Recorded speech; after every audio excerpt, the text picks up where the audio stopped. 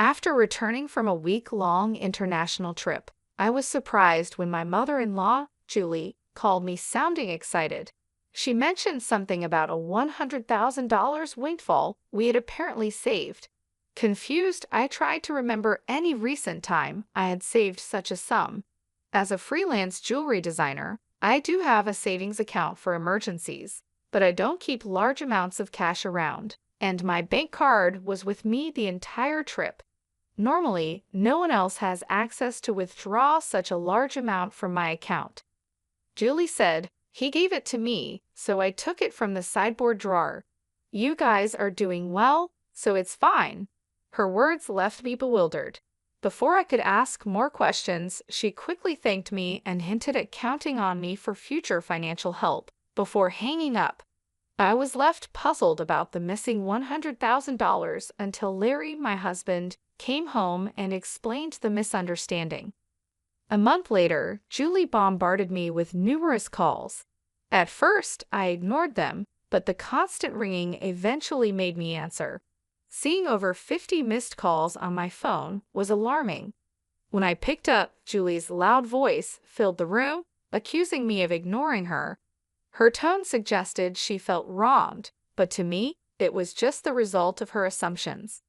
My life as Olivia, a 37-year-old busy freelance jewelry designer wanting children but overwhelmed by work, is shared with my equally busy husband, Larry. He used to have a corporate job, but now helps me manage my growing design business. Early in our marriage, my design jobs were rare, and we largely depended on Larry's steady income. Now, as my business flourishes, our roles and responsibilities have changed, but so have our challenges, like dealing with unexpected family misunderstandings about money. As I neared 34, my career as a jewelry designer was taking off, and I needed to organize my busy schedule better. Seeing the demands of my business grow, my husband, Larry, who was doing well at his company and about to get a promotion, made a bold choice. He quit his job to join me, using his management skills to help our business. Together, we got contracts with big international brands, improving both our work and personal lives. But with success came new challenges, especially with Larry's mom, Julie. She lived alone and saw our lives as luxurious, often asking us for money. "You always seem to be living so lavishly. I'm jealous," she would say. My job required me to attend product launches and dinners with executives, which Julie saw as fun outings. Her requests for money became more personal over time. "I'm going to throw a party for my friends soon. Can you give me some money for it?" she asked once. Even though it looked like we could afford it, keeping up our business image was expensive and full of obligations. We weren't living in luxury. These were necessary parts of our work. Julie, full of envy and sarcasm, didn't understand our expenses.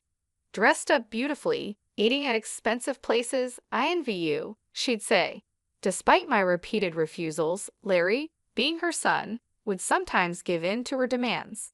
If giving her a little money keeps her quiet, then it's worth it, he'd argue, finding it easier to appease her than have our work disrupted.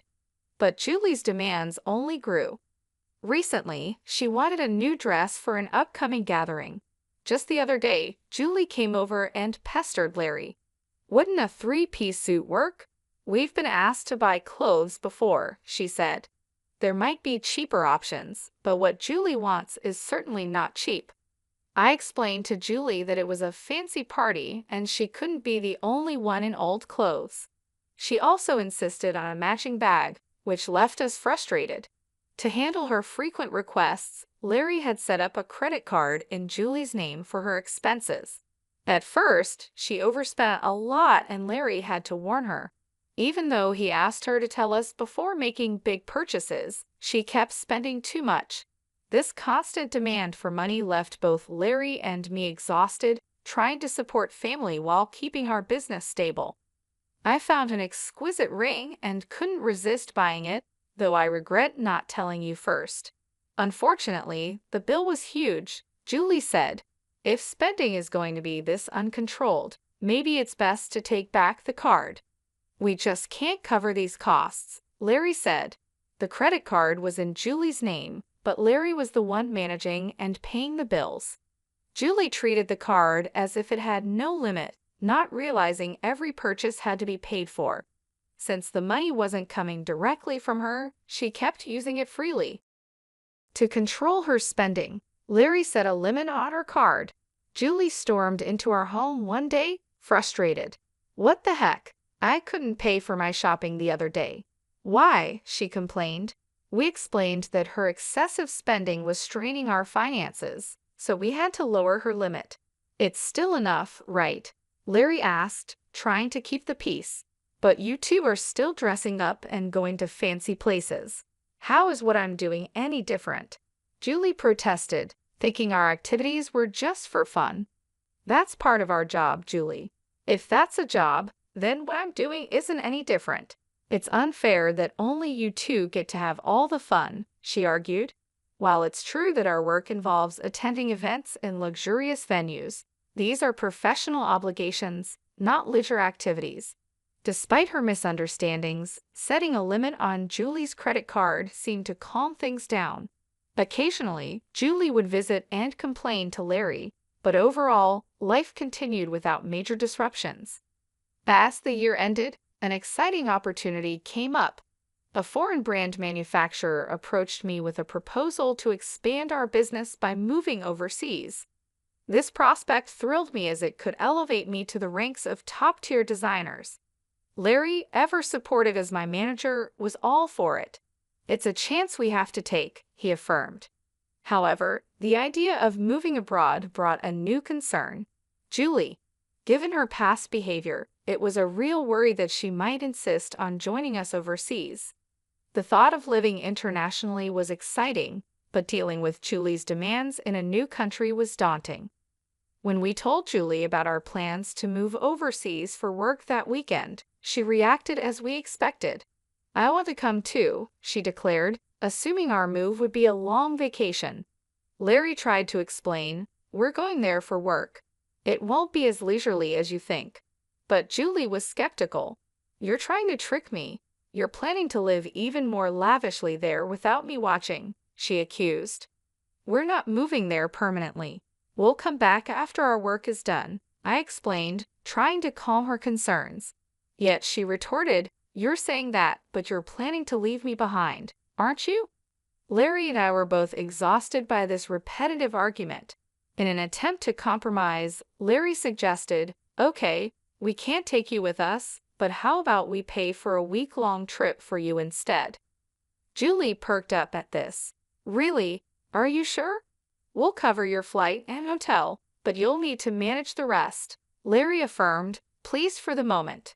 However, the peace was short-lived. A few days later, while Larry was busy with the move arrangements, Julie dropped by unexpectedly. "Hey Olivia," Larry said, "I want to shop over there too. Can you give me some money?" she asked. "What about the card that Larry gave you?" I inquired, knowing she had a designated credit card for such expenses. Julie's face fell. "That's the thing. Larry finally took it away from me the other day," she admitted. It seemed she had been reprimanded for overspending, and anticipating the challenges of managing finances with different currency rates overseas, Larry had confiscated the card. "I don't have that kind of money on hand either. I can't give you money without Larry's approval." "Can you ask him?" I suggested, knowing full well Larry's stance. "It's no use asking him. That's why I'm asking you," she pressed, raising her voice in frustration. Julie did end up going on a 15 days trip abroad, which I assumed Larry managed to fund somehow. Upon her return, she called me, brimming with excitement. "I'm back, and it was so fun." She shared tales of her sightseeing and dining adventures, though I hadn't asked. "And I overbought souvenirs and couldn't fit them in my suitcase, so I had them shipped here. Can't wait for them to arrive," she exclaimed. "That's nice," I replied, trying to keep my tone neutral despite feeling a bit overwhelmed. "Thanks to the money you saved up, I had a blast," she exclaimed. "Saved up money? What are you talking about?" I responded, puzzled and a bit alarmed, having no recollection of setting aside money for her splurge. I found it in your house's sideboard drawer, she said, claiming she took $100,000. I was stunned. Why would such a large amount of cash be stashed away at home, especially not in a drawer where anyone could find it? Confused, I confronted her. I'm not sure what money you're talking about, but taking it from our house without permission is theft, even if you're family. Do you understand that? Julie's response was unsettlingly casual. That's why I'm telling you now. I used it. Consider it a post-factum report, she declared unapologetically. I have no idea about this money, but if you took it and used it without telling anyone, that's a crime. And if it was something Larry had set aside for an important transaction, it's even more serious, I explained, trying to make sense of the situation. Despite this, there hadn't been any noticeable disruptions in our business finances during her trip. You two live so extravagantly, so why can't I have a little of that? Think of it as doing a favor for your parent. It's not a big deal, right? She rationalized, showing a sense of entitlement that was hard to comprehend. It's one thing to ask for help from your son and his wife, but this is not how you should behave after taking someone else's money, I replied, still in disbelief. I'm glad you enjoyed your trip, but I'll have to discuss this with Larry when he returns. Larry will understand. After all, I'm his only mother, and $100,000 isn't much to him, she assumed. All right, I'll pass the message along, I said, astounded by her lack of awareness. Later that evening, when Larry came home, he looked troubled. Olivia, do you know about the money I left in the drawer? He asked urgently. 20 days ago, I withdrew it from my bank account, and now it's gone. Keeping such a large sum in a drawer, didn't you think it was careless? He questioned. I needed cash immediately for an urgent payment. Do you know anything about it? It suddenly clicked. Julie's earlier call thanking me for the $100,000 and mentioning how much fun she had made sense now. It was Larry's money meant for a crucial purpose. Larry, today Julie called, thanking us for the $100,000 and saying she had a blast with it, I explained. I didn't understand what she meant until now. I explained, piecing everything together. So it was Larry's money, but what was such a large amount meant for? I asked. Hey, if it wasn't for a business payment, we've been doing bank transfers for a long time, right? Why cash all of a sudden? I questioned, trying to understand the whole situation and deal with the consequences of Julie's actions. I knew it was Larry's money that had disappeared, but I didn't know the full story. Julie had taken the money without telling us, and I needed to understand why. I asked Larry, puzzled by the situation. Larry began to explain. After he reduced the credit limit on Julie's card, she started secretly borrowing money from various sources, including consumer finance cards and credit cards she had opened without our knowledge.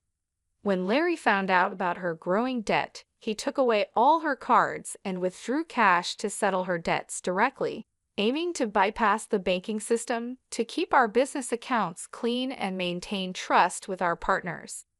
This was also partly a farewell gesture, as we were moving abroad and wouldn't be around to manage such issues for her. Larry explained, I planned to handle her debts discreetly to prevent our financial records from getting complicated. A month had passed since then, and as I was busy packing for our move, Julie's frequent calls became hard to ignore. When I finally took her call, her voice was filled with desperation. Why aren't you answering my calls? I've called so many times, she said, almost in tears. I'm sorry, Julie. I've been caught up with the move. What's going on? I asked, trying to remain calm and give her a chance to explain her side. It's not just one thing, it's everything. They're asking for payments almost every day. It's too much, Julie confessed, her voice cracking under the strain. Have you tried contacting Larry about this? I asked, hoping she had sought his help first. He seems to be blocking my calls. I can't get through to him at all. Olivia, you're my only hope now. Please help me, she pleaded. I realized then just how complex the situation had become. Julie's financial recklessness had led her into a maze of debt, and now, cut off from Larry's assistance. She was turning to me as her last resort. As we prepared to start anew in a foreign country, dealing with Julie's financial chaos demanded immediate attention before we could fully focus on our new beginnings. I was surprised by Larry's drastic approach toward his mother. If he had used the prepared funds to settle Julie's debts directly, this stressful situation might have been avoided. Now, Julie was overwhelmed with collection letters and constant calls from finance companies and lenders. It was like a scene from a dramatic film, something I never thought I'd see in real life. I'll talk to Larry, but I can't guarantee what he'll do. A son should help his mother in trouble, right? Please ask him for me, Julie pleaded at the end of our conversation. But with our business expansion coming up, our finances were already stretched thin. We couldn't afford to help Julie more, especially since she misused the money meant to settle her debts. When I told Larry about the call, he responded with a mix of fatigue and resignation. I had planned to sort things out before we left, but she squandered that chance herself, he said coldly. The money was originally meant to clear Julie's debts, but she spent it on a lavish trip, leaving no room for excuses. As Julie's calls continued, I followed Larry's lead and blocked her number. Part of me wished to help her. She was, after all, Larry's mother, but there was nothing I could do if he chose to detach from the situation. Meanwhile, our move overseas was fast approaching, and I still had a lot to pack. Amid the chaos, I discovered more troubling news. Julie had decided to sell her house to manage her debts. It turned out she had hidden even more liabilities than we knew. The total amount was so large that even after selling her property, she couldn't cover it all. Losing the family home where Larry had grown up was deeply upsetting. Our family home is gone. Are you okay with that? I asked, sensing his sadness. How can I be okay? But there's nothing we can do, Larry replied, his voice tinged with sorrow. Losing the house where he grew up must have felt like a great loss, much like how I felt when I lost my parents' house early in life. Amid these complex feelings and the heavy task of packing, we had to come to terms with the fact that some situations were beyond our control. We needed to focus on our future as we prepared to start anew in a different country. The bittersweet reality of losing a family home struck me deeply. I watched the situation unfold with Larry. Unlike my past experiences, Larry had not only lost the house where his earliest memories were made, but also his emotional sanctuary, and all while his mother, Julie, was still alive. It's a hard feeling to describe the mix of loss and displacement, especially under such painful circumstances. It's more than just losing a building. It's about losing a part of your history and the comfort of a place to return to that no longer exists. Julie now lives in a modest apartment and faces the daily struggle of managing her debts. She works part-time, which is tough given her age. Job opportunities for older people are limited and often physically demanding and less rewarding. This new reality is a big change from her previous life of unchecked spending and financial freedom. Though I feel sympathy seeing her struggle, it's tempered by knowing her situation is the result of her own poor financial decisions. Life teaches us that actions have consequences, and Julie's case reaffirms that financial responsibility is crucial at any age. In our new environment, the business is thriving beyond our expectations. The move overseas has brought our brand into the international spotlight, with a flood of inquiries and offers from all over the world. Every new email and call brings potential for growth and collaboration, which is exciting but also very demanding. The success is thrilling but consumes our entire lives, leaving little room for anything else. Days blend into nights as we navigate time zones and cultural differences, trying to make the most of this golden opportunity. Despite the professional achievements, our personal lives are weighed down by our relentless schedules. The dream of expanding our family seems more like a distant vision, something we hope to revisit when the immediate demands lessen. Larry, who handles everything from logistics to client management, feels the strain deeply. As partners in both life and business, we often ponder our future and priorities, wondering how we can balance our professional goals with our personal desires. I look out of our apartment window, taking in the vast landscape. The neon lights blur into the night, mirroring the blur of our daily lives. This view, filled with promise and anonymity, is a sharp contrast to the familiar streets we once knew. This city, vibrant and relentless, is now our home. However, it starkly contrasts with the quiet, steady life we left behind. Our new life is exciting but also daunting. It's filled with endless tasks and decisions that challenge us at every turn. Navigating this new chapter, I often think about Julie's situation and the broader implications of our family and financial decisions. It's a continuous learning curve, understanding how deeply our choices are intertwined with our lives. Each decision, each sacrifice, and each success shapes not just our immediate circumstances, but also the legacy we leave behind. This view is full of promise and anonymity, a big change from the familiar streets we once knew. This city, vibrant and relentless, is now our home, but it is very different from the quiet. Our new life is exciting but also challenging, with endless tasks and decisions at every turn. As we navigate this new chapter, I often think about Julie's situation and how our family and money choices affect everything. We keep learning how our choices are deeply connected to our lives. As we build this new phase of our life, we try to balance achieving success and maintaining the relationships that define us beyond our business achievements.